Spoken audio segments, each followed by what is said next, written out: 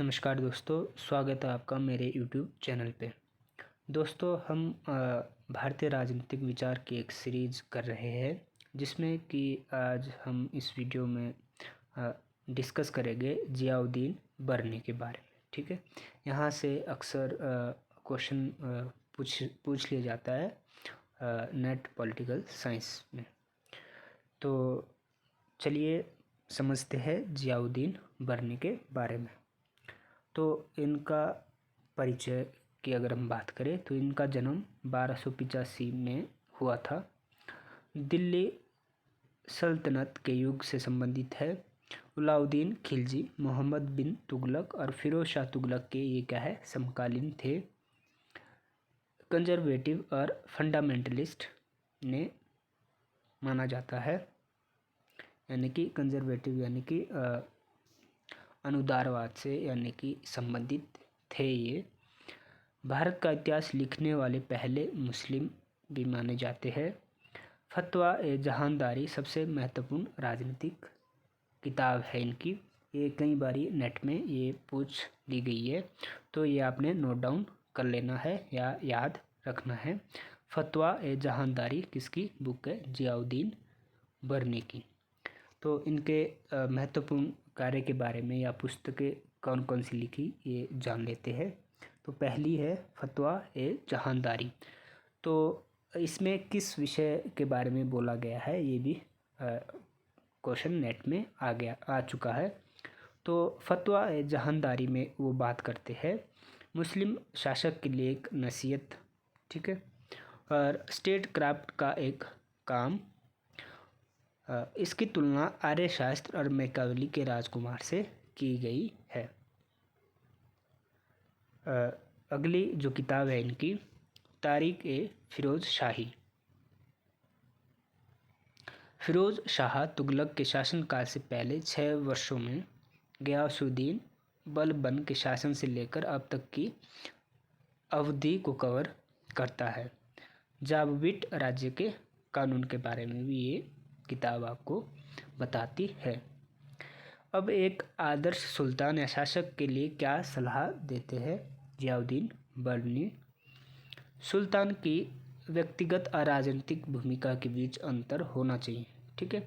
उसकी जो इंडिविजुअल जो भूमिका है, ठीक है, और पॉलिटिकल जो रोल है वो अलग अलग होना चाहिए। इसमें डिफरेंस होना चाहिए, ना कि एक ही चीज़ होनी चाहिए, ठीक है। सुल्तान सम्राट के परिवार से होना चाहिए और न्याय की भावना होना चाहिए। तो बर्नी बोलता है कि सुल्तान का क्या है, राजघराने से संबंध होना चाहिए, तभी वो अच्छा काम कर सकता है।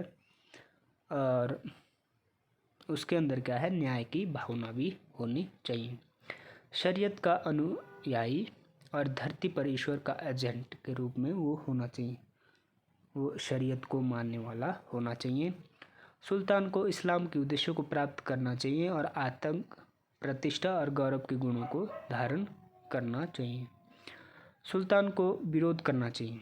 वो बोलता है कि जो सुल्तान या शासक या राजा के लिए जो घातक है या जिससे उसे दूर रहना चाहिए, एक तो क्रोध पूर्वक से, झूठ से, चंचलता से, धोखे से और अन्याय से राजा को क्या है, दूर रहना चाहिए।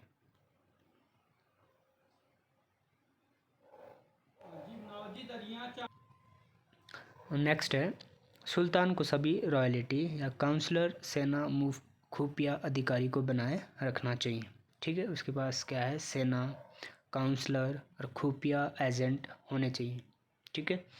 सुल्तान को पुराने राजनीतिक परिवारों की रक्षा करनी चाहिए, ठीक है।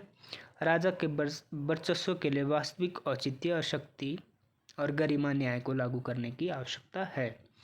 राजा का पहला कार्य न्यायाधीशों की नियुक्ति होना चाहिए। राजा न्याय प्रणाली के शीर्ष पर होगा, ठीक है। वो बोलता है कि राजा टॉप पे होगा, ठीक है। उसके बाद उसके कुछ न्यायाधीश भी होने चाहिए निम्न स्तर में, लेकिन अंतिम निर्णय किसका होगा, राजा का।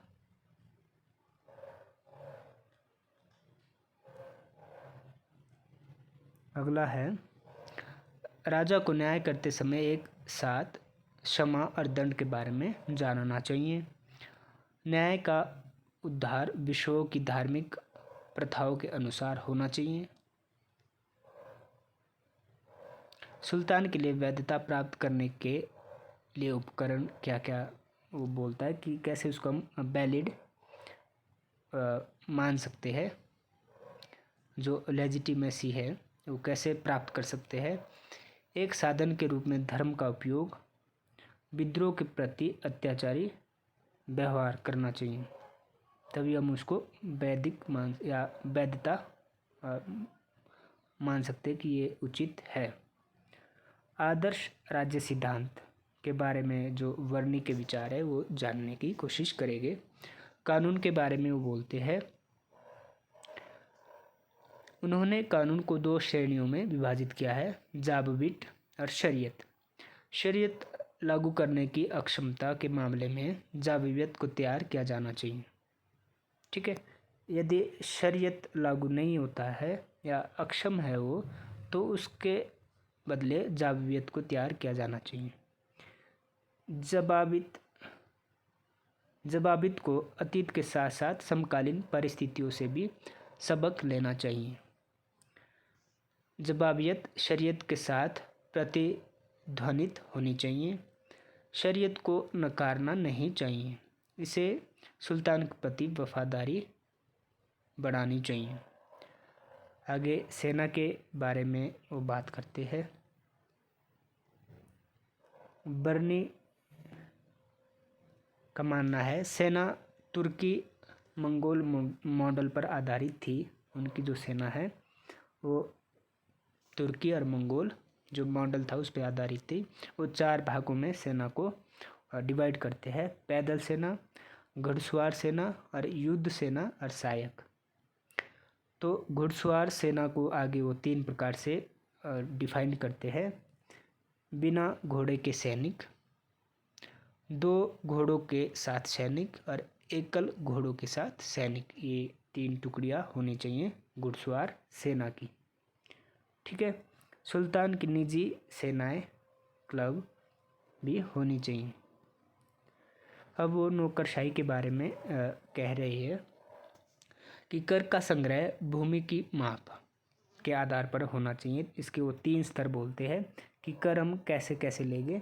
एक तो जो केंद्र द्वारा लिया जाएगा, प्रांत और गांव से लिया जाएगा। ठीक है, अब राजस्व विभाग, केंद्र दीवान ए वजरात की अध्यक्षता, वजीर और नायब और मुर्शफ ए मामिक द्वारा की गई सहायता। प्रांत से वो बोलता है कि केंद्र से कौन कौन वो कर लेगा, तो ये बताया उन्होंने। अब बोल रहे हैं कि प्रांत से मुक्तस और बालिश द्वारा निर्देश या कर लिए जाएंगे, और ग्राम से कर की प्राप्ति कौन करेगा, दीवान। तो ये इन्होंने पूरा प्रोसेस बताया है। राजस्व संग्रह अनुपातिक था, लोगों की भुगतान क्षमता का खुलासा करने के आधार पर एकत्रित किया गया। अब न्याय के बारे में, बॉर्डर दृश्य और समावेशी, बाजार मूल्य को नियंत्रण करने की आवश्यकता है क्योंकि यह सेना को प्रभावित करेगा और जनता के बीच असंतोष पैदा करेगा। कर की छूट आपदाओं के दौरान, वो बोलता है कि आपदाओं के दौरान क्या है, करों में कुछ कमी या छूट देनी चाहिए राजा को। कोर्ट सिस्टम वो बोलता है 2 तरह से है, दीवानी और आपराधिक मामले। दीवानी होते हैं जो संपत्ति से संबंधित हो, ठीक है, चोरी से, ये सब चीज़ें। आपराधिक होते हैं जिसमें खून, मर्डर, ठीक है, और मारपीट से संबंधित जो मामले होते हैं। धर्मों के मामले से निपटने के दौरान राजा को काजी उल कजात की मदद करनी चाहिए। न्याय के 2 ऑपरेटिंग क्षेत्र, शहरी और ग्रामीण क्षेत्र। तो दोस्तों ये थे जियाउद्दीन बर्नी। ठीक है, उनके बारे में हमने जानने की कोशिश की, उनके जो बुक्स है, ठीक है, उनके जो विचार है, राजनीतिक विचार। तो यदि वीडियो अच्छी लगी है तो प्लीज़ लाइक करें अपने दोस्तों के साथ शेयर करें और इसी तरह की अपडेट के लिए क्या है यूट्यूब चैनल को सब्सक्राइब करें। Thank you.